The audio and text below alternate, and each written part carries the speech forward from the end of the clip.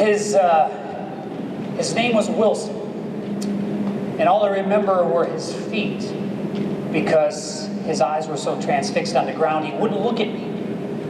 I remember him kind of saying in this desperate voice, "I'm her dad. I wasn't here for her.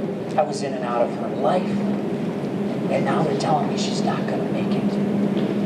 I remember the smell of the mud in the room that day, the light coming through this little mud shed, him sitting on this box. There was this white sheet next to him, this makeshift bedroom, and I could see the silhouette of his 14-year-old daughter. And I could hear her breathing heavy. And as a father of 6, I remember sitting there feeling like there is nothing worse maybe than this feeling of a parent's inadequacy to provide, let alone maybe a child that isn't going to make it. And I remember, sitting there thinking, why did I do this? See, I had this crazy idea. If ELANCO's cause was going to be hunger, and it was going to be my cause, I had to go see one of the 25,000 that die every day from hunger. And it took me to this mud shed inside of Kibera, the largest slum in Africa, just outside of Nairobi, Kenya.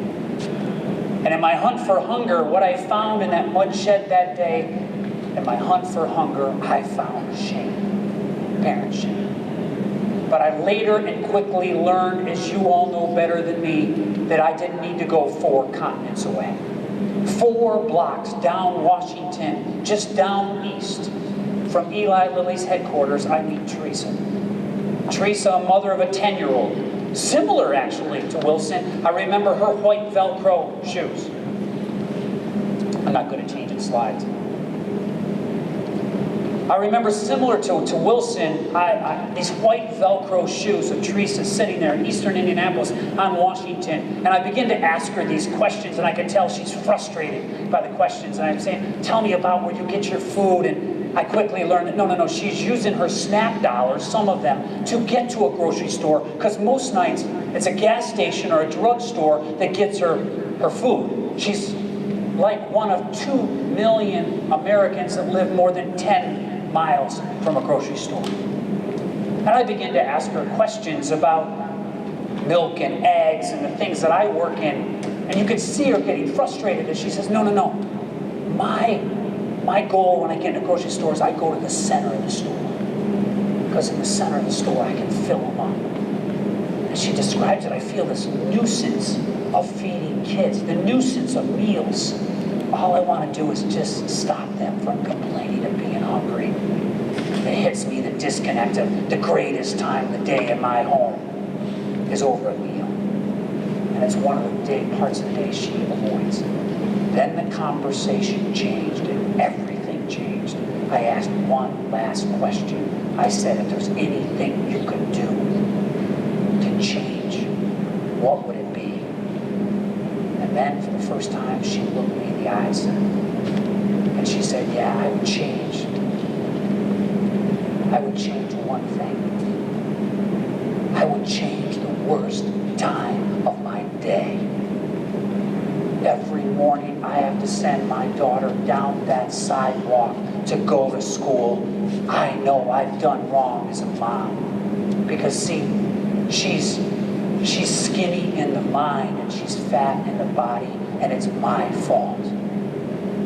And bam, hits me right in the face, this whole paradox, the wrongness of being undernourished but overweight.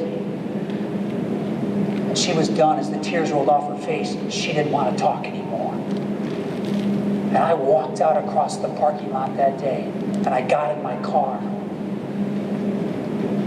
And I couldn't start the car. I had one word that came over me, and the word that came over me was wrong. This is wrong. The wrongness of a mother 4 blocks from our company, a company that's going to solve hunger, and this is going on. And it hit me right then to say, I don't know. I don't know my exact personal role, but I'll tell you right now, it is my calling.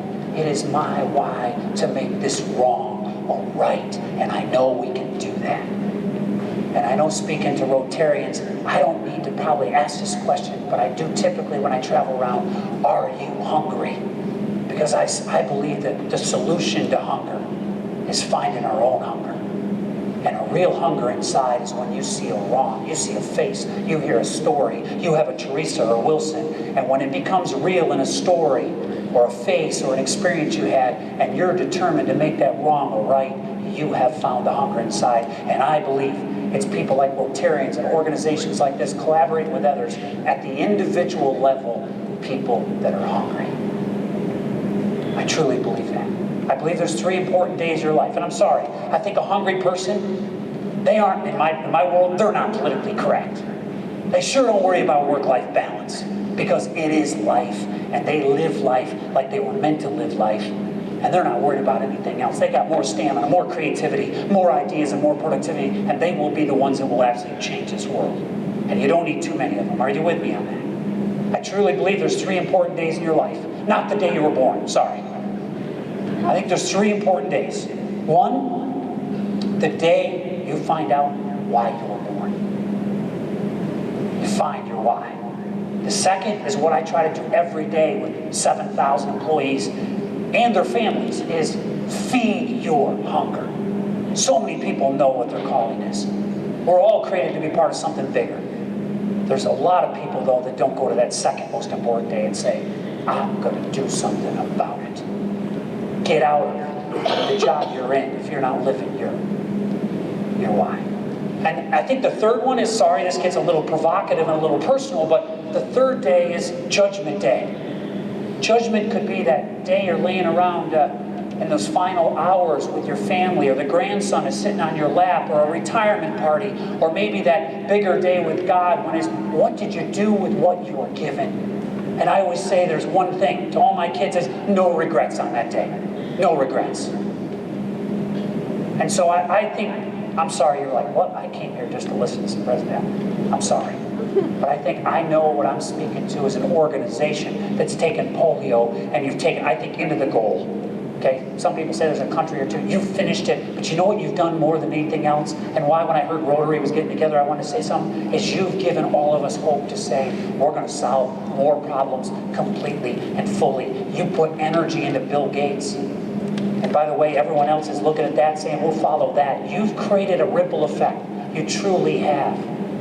That has now taken companies even like mine to say, by 2050, there will not be a person that if they want to eat, can eat. They can be food secure. I really believe that. No, we may not end poverty and hunger completely, but we can make people have the security of food if they want it. And there's movements and initiatives going because of the belief Rotary's put into us. And you collaborate like no other organization. So I just say thank you very much. Give yourselves a little bit of a round of applause here. So what is your why? So another story. I'm sorry. I know attention span. Do you know about attention span? I got to speak at the National FFA Convention. So I had one of my communications persons, amazing out here, Colleen Parr, and I said, Decker, and I said, Colleen, what's the average attention span in 1985 when I was at the National Convention? What's the average attention span? When I was in 1985, when I was 18, she said, we looked it up, about 3 minutes and 10 seconds. So that's pretty good. So every 3 minutes and 10 seconds, I got to do something crazy. No. The 18-year-olds today, I have an 18-year-old getting ready to graduate, the oldest of 6. What's her attention span? What do you think? 10 seconds. Because of this cell phone thing. Seriously, it's a stimuli. There's 7 of you already that have checked it since I've been here. It just calls our name, doesn't it? And a goldfish's attention span is 11 seconds. Look it up on your phone if you want while I'm talking about it. Stimuli and attention is hard. So I think telling stories to create movements, because tell you what, one person hungry is important. You get a coalition of people and you've created a movement. And that's what I think Rotary is about, and that's what I'm trying to emulate from Rotary into ELANCO. Because when you create a movement, you've lost control of your company or your organization for the right reason. And so here's my why. I've been 26 years in ELANCO, started as a salesman. I'm an upstate New York farm boy that came to Indiana with ELANCO in 1989, and I haven't gone back to the farm. My dad's given up. And the reason was really this. About halfway through my career, in April of 2000, I got moved down to Brazil, and I'm in Sao Paulo, Brazil. And Lily Security's worried. I had 2 young daughters, and we don't usually have Americans go down there with young families, and so I got a guard, and I lived behind a gate, and I got an armored vehicle, and there's all this crime, and I had translators. Shoot, I was living in my bubble just like I was in Carmel, Indiana. But I had one man, his name was Joaquin. He was the guard. I went down 15 minutes every morning early, and I didn't realize this man would change my life. This is the picture on my desk at home. This is why I do what I do. And that man actually, every morning for 15 minutes, didn't know English. He talked Portuguese. He had a smile on his face all the time. He loved life. And he taught me what Brazil was all about.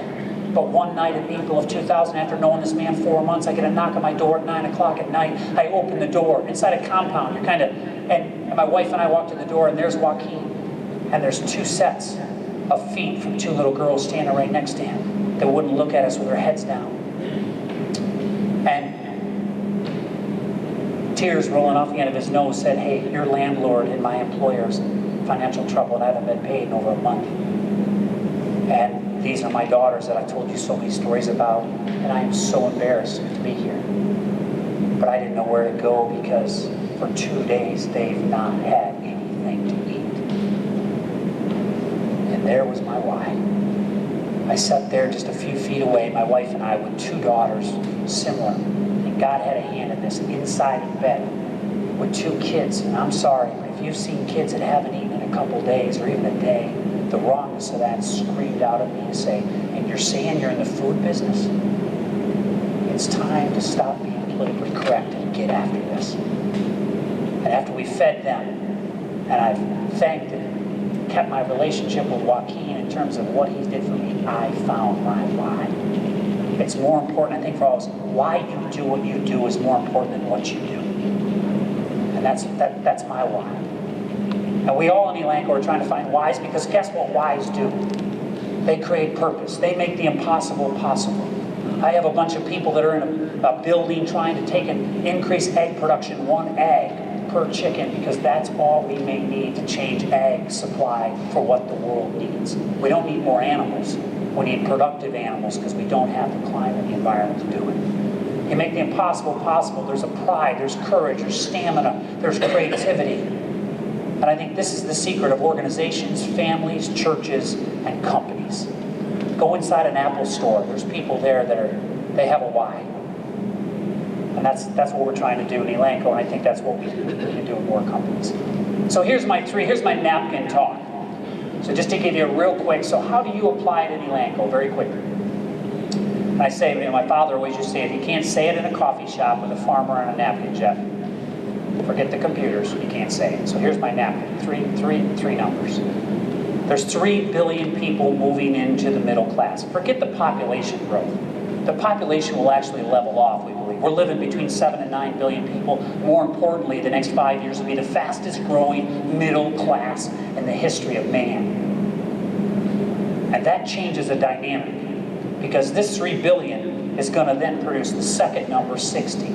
60% more meat, milk, and eggs will be consumed. As Bill Gates says, before, when you get a little more money, before your clothes change and your house change, your diet changes. And so this is our why in ELANCO, is we will enrich people's lives by helping provide. But there's a third number on the side of that napkin. 3 billion middle class, 60% more meat, milk, and eggs. But here's the dynamic, and it is 1.5 planets. See, in the middle of August, we use up all of what we should use in a year. World Wildlife Fund says we've got to actually do all this with less than we're doing it today, with land and water, etc. So how do we do this more productively, more efficiently? We've got an emerging animal disease on every continent. We have bird flu and dog flu here, and swine virus, and foot-and-mouth disease in Latin America. So that may not associate or affiliate with you, but here's the message. How do you matter in the bigger context of what we're trying to do with hunger. And this allows, hopefully, you to see, 10 years ago, we were all about create a product, make profits. Our engagement scores were in the 60s. Today, our engagement scores are over 90% because people are not working. They're chasing something much bigger than that. Everybody wants three things. They want to be part of something bigger, they want to win, and they want to grow. And that's the environment I think Rotary creates, your companies that I know are represented here create, and that's what we're trying to do. So our solutions are, hey, how do we innovate? That's clean water, that's technologies like this. Actually, that's what's going to drive most of the change. The average dairy cow is less than 2 gallons a day for the world. But in Wisconsin, they're producing 11 gallons. We don't need any more animals. It could be clean water in India.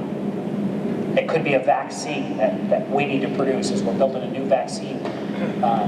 One of the leading vaccine research facilities is being built right now in Greenfield, Indiana, to help with some of these emergent diseases, to handle some of these trades. So innovation, we got to trade, meat, milk, and eggs need to move, and we need to allow choice. There's some people in here that are vegans or organic or natural. We've got to allow choice, but we can't take choice away because food's personal.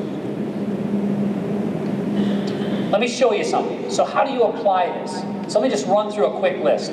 We're trying to break the cycle of hunger in 100 communities. We're at 55. Amarillo, Texas, to a community in China, to Indonesia, to a couple we've got in Africa. And the whole idea here is get employees, get communities, get customers to say, if you give me 100 people, that food is no longer an issue for 1 year. And we all work to do that. Life changes. Grades change, education changes, jobs change, health changes. So we're trying to do that to wake the world up to say, look what can happen. Our goal is by 2017, we'll have a map in our headquarters with 100 communities that we've broken the cycle on. We won't end hunger that way. We're going to wake up researchers and food companies because we can't do this alone, and nobody knows that better than Rotary. You're a collaborator. That's one thing we're doing. Two, we got the largest animal health project with the Gates Foundation in East Africa. And we got a dairy processing plant. We've got jobs we're creating. And the whole idea, we're producing food for the people locally. That's another one. I can go on and on. Here's a recent one we launched 2 weeks ago. This is called Hatch. This is a way to say we're going to share value. 3 major players. Kroger, a heart for hunger. Rose Acres, second largest ag company in the United States, right here in southern Indiana, and ELANCO. The idea here is to say, let's take and share value across this chain. Let's create a break-even operation and not just keep writing checks. And so 1 egg being donated after a dozen medium eggs is purchased is already off and going and creating people, kind of the Tom shoes. Hey, purchase with purpose. Get behind a brand and a company that cares. And so this is a program that we're starting in Indiana that may go much broader than Indiana. So 50-some Krogers, you buy medium eggs right now, every dozen that's purchased, another egg is going to go to partners here that I think do it better than anywhere in the world. Midwest Food Bank, Gleaners, and people you partner with, Shepherd Community Center, and Grace Care Center, to feed our own right here. And change diets in the morning from Pop-Tarts and sugar and carbs to say, hey, let's have an egg in the morning. Things change. Teresa's daughter changes. That's the essence. Well, watch a quick video, because you're all watching your phones now. I'm done. I lost my attention. You're not 18, but you know, you're probably closer to 10 seconds than 3 minutes and 10. Well, watch a quick video here if you can show us. Hatch means relief. Relief from frequently having to say no to those who are food insecure and are asking for a source of protein to sustain their family's basic nutritional needs. Relief from looking in the eyes of a child whose mother has said to me, "We have not had eggs in such a long time. Do you have eggs to share with us today?" Relief from wondering if we've done everything possible to help our neighbor in their time of need.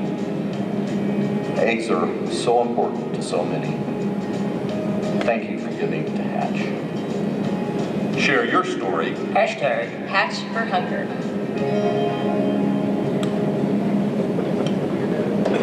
So that's just a way we're trying to make this become sustainable. We've got the CEO of Kroger in Cincinnati that's heard about this, and The media mags are growing and so on, but more importantly is now, hey, you know what? This may have a little bit more impact than the t-shirts at the Pacer games. And how do we bring this together? You with me? And how do we bring partnerships together? And it's not just government and industry, it's everybody, it's associations. So this is one example. I think this is a network that's been started, and many of you in this room represent companies that are represented here, and all I have to say is thank you. I truly believe there's a vision that's been casted to say, how do we make Central Indiana the model for the world to be able to say, or the United States to be able to say, this is a city where we can provide the meals needed through collaboration, through more efficiency in the programs like SNAP and others, and through bringing industry and government and food banks together. And I believe we can create something here. Now there's a vision that's been cast to say, when can we say, and it may not be 15, but is it 2017 where we can say, there's no hungry kids in Indianapolis. We have a sustainable way. You call 211, there's enough meals. And I believe that, yeah, we've got some headwinds, but I believe this is possible. And I believe this is another way that I think polio is getting near completion, is hunger the next door for Rotary, in combination with a lot of other associations. And why not Indiana? Why not do it? Because we're good at this. This is the core of what we represent in the state. So, and there's been over 40 million additional meals because of collaboration, because of the vision that was casted. So, you know, I always say, don't let this be an event. Let this be part of your own movement. I hope I only do one thing when I'm out here, is I hope I provoked you to some thought, an idea, stirred your heart. I hope you're thinking about these 3 most important days of your life, that some of you may have found your why, some might say it's time to not only feed it a little, but feed it a lot. And all of us to say we will not have regret when it comes to the end of judgment. So, find and feed your hunger, be an advocate. I think find partnership opportunities. You know, we've got this Enough movement. You can go join that, get a t-shirt. But it also allows us to say, hey, here's some facts and statistics, and sometimes all of us need to be fueled up a little bit. This is an opportunity once a week. We're trying to create 20,000 advocates for this hunger cause all over the world. From my teenage daughter to the leader of food policy in Europe. That's what we're attempting to do. So we hope you, we'd like to give away some t-shirts in the mail to you. Here's some of the things, what's our action plan? So what's ELANCO doing? I've covered some of these, 20,000 advocates. We're trying to create 2 million impressions in social media every week to pump the story of the importance of this cause. And then the 100 communities. And then Hatch and a few other shared value projects with Gates and Heifer are examples. That's it. I just want to say again, I cannot emphasize enough, this is an amazing organization. Rotary has impacted the world, but my message is this. You've created hope and energy and courage to say, look what Rotary did with polio. We can do this with hunger. And you got to do it with collaboration. And I believe there's a real opportunity, a catalytic window of opportunity in Indiana with Rotary. Thank you for your time.